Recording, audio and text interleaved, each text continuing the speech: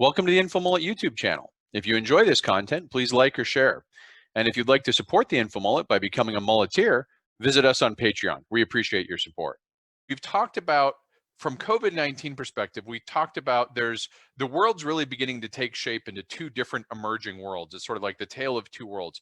Those countries that are doing well with COVID-19, well is relative here. You may still have had a high death rate, but your infections are under control, your curve is decreasing.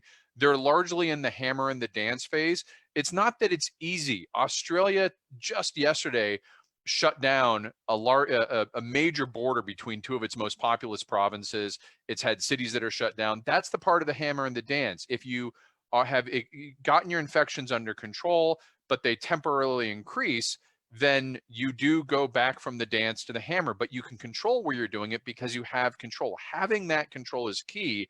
And the US does not have that control. We are in an uncontrolled outbreak at this point. And I think, from a mathematical standpoint, you might even say it's uncontrollable from a functional perspective, absent very severe. But we're not alone in this. The NUBBIER-7 is a group of countries that I identified way back in March that would likely meet or exceed the US difficulties that I was actually predicting in March that the US would have a hard time with this. That's kind of unfortunate, but sort of just the nature of, forecasting. The NUBBIER-7 are Nigeria, Ukraine, Brazil, Bangladesh, India, Egypt, and Russia. And each one of these countries, because of a mix of they're all large population countries. None of these are very small countries. Some of them are larger than the US by quite a bit, like India. Some of them are close in size to the US, like Bangladesh, I think is maybe half the size, 2/3 of the size, Brazil, but they're all very large countries. They all have less resources for the most part than the US for dealing with this. So that's going to be a challenge for healthcare responses, testing access. They have mixed governments, mix of authoritarian regimes, and some of them have local conditions that make it hard to handle a pandemic. You have continuing persistent insurgency difficulties in Nigeria. You have an economic situation in India and Bangladesh where it may not be feasible to shut down and do a hammer and dance. The hammer itself may cause more livelihood problems. Here it's an economic hardship. There it may be an actual life ability to sustain themselves given the large worker population. So I wanted to go through though and show where we're at relative to the NUBBIER-7, because they have in the last month really caught up to the US. There are some that are doing better than expected, and that's a good news. We'll talk about those, but they really have sort of reached up to where the US is at. And so this is the first chart. Let me get this sized a little bit here. There we go. So this is actually, and the United States is going to be brown for reference on these charts. So you see we're still at the top, right? Yay, #1, winning. And again, this is the InfoMullet chart. All these charts are up there at the InfoMullet. You can do this yourself. Jerry and the Mulleteer Data Science team has done a great job. You can pull and compare, but I pulled some comparisons. The United States is in brown. Nigeria is in green here. Ukraine is, which one is Ukraine? The dark blue, you can see where it's there. And then Brazil and Bangladesh. And again, it's a logarithmic scale. So this breakout range that we established very early in March, as this was the risk range of, crossing it would be over 1,000 cases. Well, all of these countries in this first half of the NUBBIER-7 have crossed this. So that it's a little bit easier to read, we've adjusted the time scale of these rather than being from the start of the outbreak. We're now doing a rolling 90 days. But you can see here how really the US is in, we're at 2.9 million cases as of the 7th, earlier or yesterday. But Brazil is already at 1.6 million. So it's really been catching up over the last 90 days. And in a large part, that's due to President Bolsonaro and the populist regime. They've been through 3 or 4 health ministers.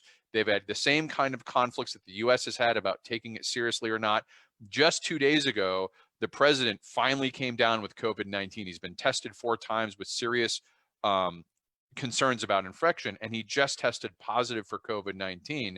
So Brazil is probably, if you think about time horizons, in worse shape than the US, given its current resource standpoint, its rate of growth, and they're even worse off in terms of reaction. And we'll go into the death rate here a little bit.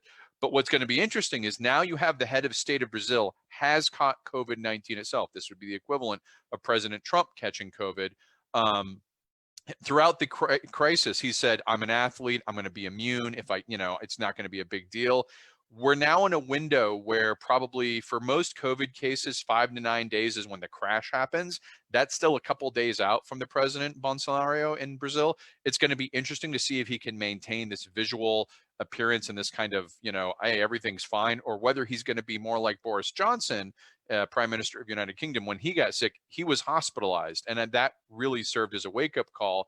I'm afraid it's a little bit too late for Brazil. It's, there's a point at which you can't put the genie back in the bottle. And that's probably where we are for most of the NUBBIER countries. One of the ones that is performing, like Bangladesh and India, I'll show in a little bit here, their growth rate is just off the charts. So even though their total numbers are much, much less, almost a tenth less, you have to put those numbers in context of where their testing ability is. But Ukraine and Nigeria are both doing fairly well. And I don't think this is necessarily just because they aren't testing, like maybe the case in Bangladesh. Nigeria has prior experience with Ebola. They took the pandemic very, very seriously. So despite an initial forecast of, hey, this is a country in Africa that's probably going to struggle, they're doing better than any of the NUBBIER-7. So Nigeria has sort of shown that even though it's not by any means easy or good what they're dealing with now, they are able to handle it. Ukraine has also done fairly well. The back half of the NUBBIER, well, look at it this way. So this is the death rates now of those same countries, the crude fatality rate over time. And what you see is about what you'd expect. It's kind of a mix here. I suspect here in Nigeria, it's got a fairly low death rate. Ukraine is also fairly low. That makes sense. Bangladesh is this weird behavior where it dropped from 6% down to 1%. I don't trust that data. I don't think it's accurate. There's lots of reporting now that Bangladesh simply isn't counting COVID-19 deaths. So I think that's a little bit false. But you can see here, both the Brazil and the US have had this rise and fall in the crude fatality rate, but they're still both over 4%. Brazil is hovering right now at about 4%, the US at 4.4, and that's on a million something people. That's a high crude fatality rate to have when you've got so many people infected in your country. It's, even if it went down to 1%, that's a high amount. For comparing the back half of this, again, United States is the baseline, and then we added India, Egypt, and Russia. So you can see here that Russia was worse for a long time, but India has just caught up and crossed, and you'll see why, because India's growth is just a classic exponential growth curve. That's not saying that Russia's doing well. Russia's about 700,000, and they're much smaller than India by population wise. And Egypt its reporting here is very low, but if I were to describe Egypt's pandemic response, it would literally be shoot the messenger.